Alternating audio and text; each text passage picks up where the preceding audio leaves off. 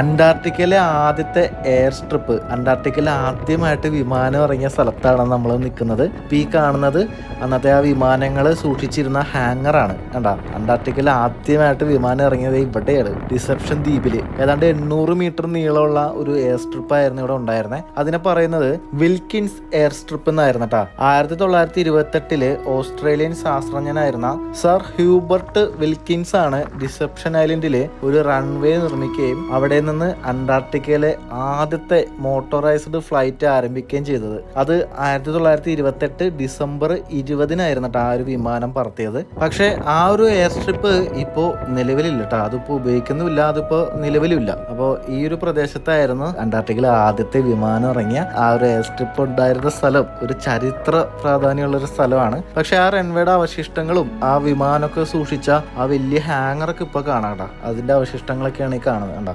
ഇതിന്റെ ഉള്ളിലൊക്കെ നിറച്ച് മഞ്ഞാണ്. ഇത് നോക്കി, ഇതുണ്ടോ, മൊത്തം മഞ്ഞ് കെട്ടി നിൽക്കാണ്.